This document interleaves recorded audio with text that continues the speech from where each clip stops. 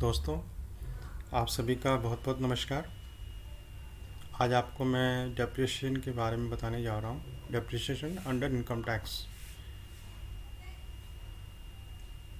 दोस्तों, जो second column है वो उसमें जो tax depreciation rate assessment years 2003 4 to 2005-6 और टू असेसमेंट थर्ड कॉलम में assessment year 2006-7 to 17-18 and fourth column में असेसमेंट ईयर 2018-19 ऑनवर्ड। जो फोर्थ कॉलम में है वो रेट आज इस फाइनेंशियल ईयर 2021-22 और 22-23 दोनों के लिए एप्लीकेबल है। पहले स्टार्ट करते हैं टेंजिबल एसेट्स से। टेंजिबल एसेट्स पहला है बिल्डिंग्स। दोस्तों, जो बिल्डिंग्स रेजिडेंशियल पर्पस के लिए यूज़ हो रही हैं except hotels and boarding houses, उस पर जो डेप्रिसिएशन रेट है 5%। जो building other than used mainly for residential purposes जो ऊपर कवर्ड नहीं है उस पर 10%।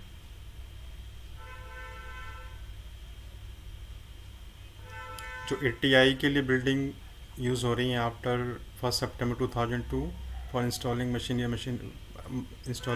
And plant 40%। और जो टेम्परेरी इरेक्शंस हैं या वुडन स्ट्रक्चर्स हैं उस पर 40%। दोस्तों, फर्नीचर एंड फिक्सचर बहुत महत्वपूर्ण 10%। प्लांट मशीनरी जनरल रेट जो है 15% है। मोटर कार्स 15% है दोस्तों। लेकिन जो मोटर कार 23 अगस्त 2019 के बाद और 1 अप्रैल 2020 से पहले जो खरीदी है उस पर 30% का रेट है। एरोप्लेन्स 40%। मोटर बसेस जो मोटर टैक्सीज़ हैं जो रनिंग ऑन हायर वगैरह हायर पे यूज़ पे चलती हैं उस पर 30%। और जो मोटर बसेस लॉरीज टैक्सीज जो हायरिंग पे चलती हैं पर जिन्होंने 23 अगस्त या इसके बाद ख़रीदी है लेकिन 1 अप्रैल 2020 से पहले, तो उनको 45% मिलेगा। दोस्तों, 19-20 में गवर्नमेंट ने मिड ऑफ द ईयर कुछ रेट बढ़ाए थे मोटर कार्स पे, मोटर बसेस पे कुछ बेनिफिट देने के लिए। कमर्शियल व्हीकल्स जो भी पुरानी हैं दोस्तों उन सब पे 40% है। जो कमर्शियल व्हीकल्स हैं जो कंडम्ड हो गई हैं उन पे सब पे 40% है।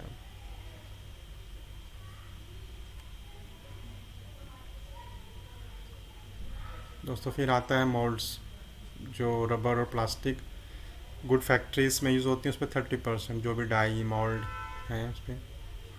Air pollution control equipments 30%।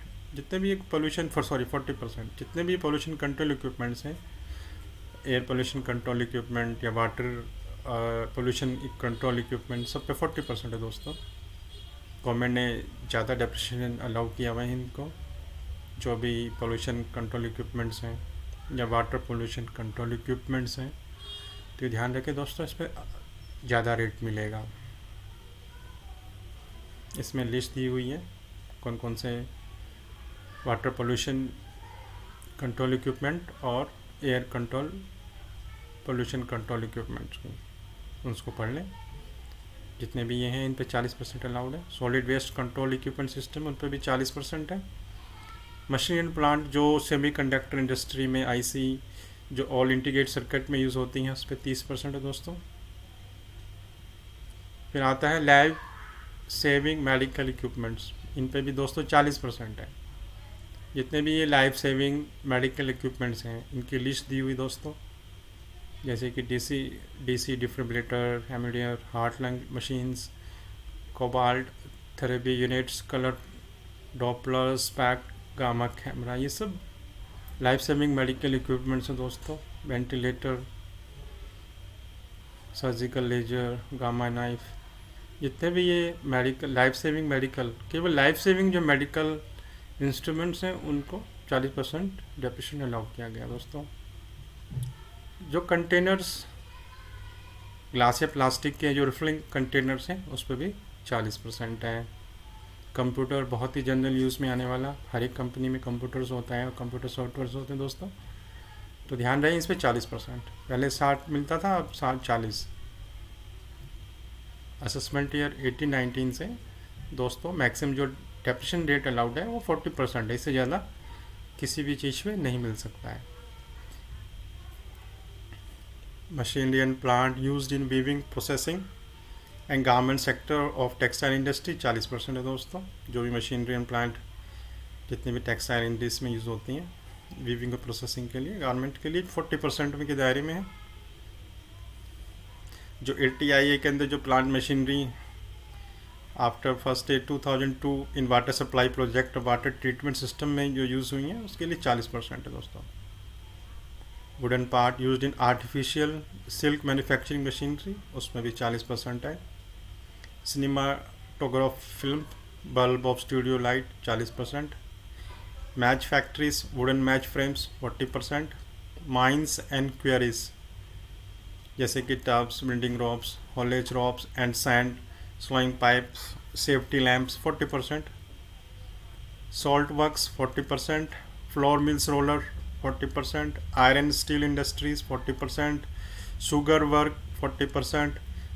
दोस्तों अब आता है एनर्जी सेविंग डिवाइसेस, ये भी इस पे भी गवर्नमेंट ने मैक्सिमम 40% रेट अलाउ किया हुआ है, जैसे कि स्पेशलाइज बॉयलर एंड फर्नेसेस हैं और कुछ और भी टाइप के इन्होंने दिए हुए हैं, इनको पढ़ लें। इस पर 40% है दोस्तों। Fluidised bed type heat treatment furnaces, high efficiency boilers, flameless furnaces, इन सब पे 40% है। Instrumentations and monitoring system for monitoring energy flows, इस पे भी दोस्तों 40% है, जैसे digital heat logger, automatic electric load monitoring systems, infrared thermographic meter for measuring heat losses, maximum demand indicator, clamp on a power meter, इन सभी पे भी दोस्तों 40% है। Exhaust gas analyser, fuel oil pump test bench, waste heat recovery equipment, दोस्तों इन पे भी 40% अलाउ किया गया है। हीट पम्प्स हैं, रिक्यूपरेटर्स हैं, थर्मल एनर्जी व्हील्स हैं, इन सब पे 40%। Cogeneration systems, back pressure pass out, vapour absorption, organic Rankine cycle power system, low inlet pressure small steam turbine, इन पर भी 40% है दोस्तों। इलेक्ट्रिक इक्विपमेंट्स जैसे कि shunt capacitor, automatic power cut off devices, automatic voltage controller, power factor controller for AC motors, solid state devices for controlling meter speed, thermal energy efficient sensors, series compensation equipment, flexible AC transmissions, time or day energy meters, equipment to establish transmission highway for national power grid to facilitate transfer surplus power of the regions of the deficient region, इस पे भी दोस्तों 40% है। Remote terminal units, special energy meters, इन सब पे 40% है दोस्तों। Burners 0 to 2%, excess air burners, emulsion burner 40% दोस्तों। Burners using air and with high preheat temperature 40%। Other equipment दोस्तों जैसे wet air oxidation, mechanical vapour recompressor, thin film evaporator, automatic microprocessor, coal based producer, gas plants, fluid drives, turbochargers, sealed radiation, इन सब पे 40% दोस्तों। Gas cylinders including valves and regulators 40%।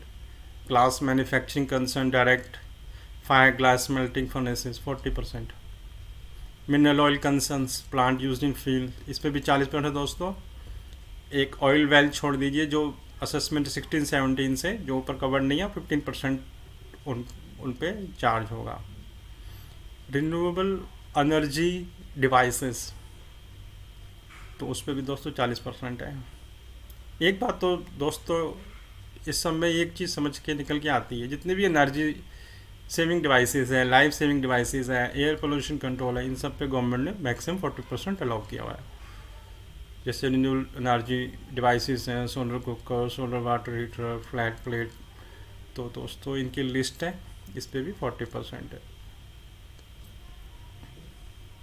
एक list दी हुई है दोस्तों जो रिन्यूएबल एनर्जी से वो है। जो बुक्स ऑन बाय एसएससी जो प्रोफेशन के लिए एनुअल पब्लिकेशन से सब पे 40% है। पहले दोस्तों 100% था, लेकिन अब 40% कर दिया गया है। कोई भी बुक्स हो दोस्तों, या कोई books on by assessee carrying on business in running lending libraries, उस पर भी 40% है दोस्तों। किताबों पे ध्यान दें।